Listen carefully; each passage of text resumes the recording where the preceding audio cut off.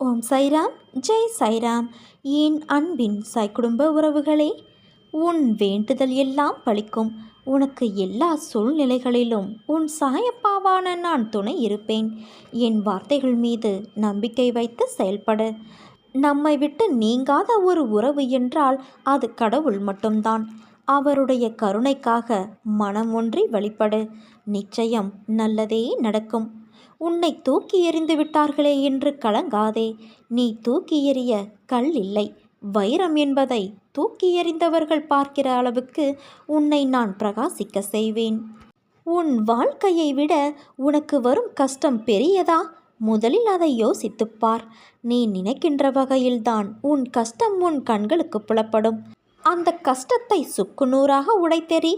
அதை எரிய உனக்கு சக்தி இல்லாமல் அல்ல, பயமும் பதைப்பதைப்பும் தான் உன்னை உடைத்து தகர்த்தெறிய யோசிக்க வைக்கிறது. நீ பளிங்குக்கள், என்ன மாசுபட்டாலும் அதே பொலிவோடு பிரகாசமாக ஜொலிப்பாய். இப்படி மனதில் பாரத்தை சுமந்து உன் வாழ்க்கையை நீ பாரமாக உணர்கிறாய்.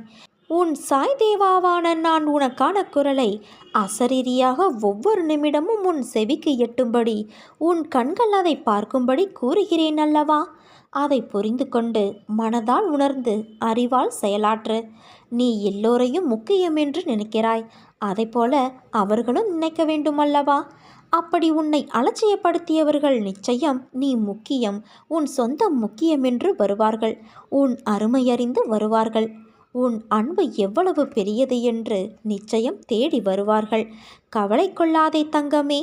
ஒருவர் கஷ்டத்தில் இருக்கும் பொழுது கடவுளின் அனுகிரகம் கிடைப்பது மிக பெரியது. அவர்கள் புண்ணியசாலிகள். நீ அப்படிப்பட்ட புண்ணியசாலிதான் குழந்தையே. ஏனென்றால் கடவுளின் முழு அனுகிரக பார்வையும் உன் கஷ்டமான நேரத்தில் உனக்கு கிடைக்கும். அது காற்று மூலமாகவும் நீர் புல் என எந்த வகையிலும் உனக்கு கடவுளின் பேரருள் கிடைக்கும். நீ இனிமேல் எதற்கும் கவலை கொள்ளாதே. கஷ்டம் தரும் நிலைகளையெல்லாம் உடைத்து சுக்குநூறாய் தகர்த்தெறிந்து உன்னை உனக்கே புதியதாய் தோன்ற வைப்பேன். புதிய வாழ்க்கையாய் புதிய புத்துணர்ச்சியோடு ஒரு நல்ல எதிர்காலத்தை நீ பெறுவாய். நான் உனக்கு தரும் சோதனைகள் அனைத்தும் உன்னுள் தன்னம்பிக்கையை வளர்ப்பதற்கு மட்டுமே. அவ்வாறு சோதனைகளை அளித்து கொண்டே நான் உன்னை காப்பாற்றுவேன். நீ அறிந்தும் அறியாமலும் பேச்சின் மூலமும் கேட்பதன் மூலமும் செய்துள்ள பாவங்கள் அனைத்தும் என்னை ஸ்மரிப்பதன் மூலம் அக்கணமே முற்றிலும் அகலும். உனக்கு என்ன வேண்டும் என்பது உன்னை விட எனக்கு நன்றாக தெரியும். நீ எடுத்து வைக்கும் ஒவ்வொரு அடியும் நான் அறிந்ததுதான். யாரும் இல்லாத இடத்தில் கூட உன் சாய் உன்னை கவனிப்பேன் என்பதை அறிந்து கொண்டால் நீ யாருக்கும் எந்த ஒரு தீங்கும் செய்யக்கூட மனதாலும் நினைக்க மாட்டாய். உன் கரத்தை நான் எத்தனை முறை சோதித்து பார்த்தாலும் என் கரத்தை இனி எந்த நிலையிலும் கைவிடுவதாக நீ இல்லை. பிறகு எப்படி உன்னை நான் கைவிடுவேன்?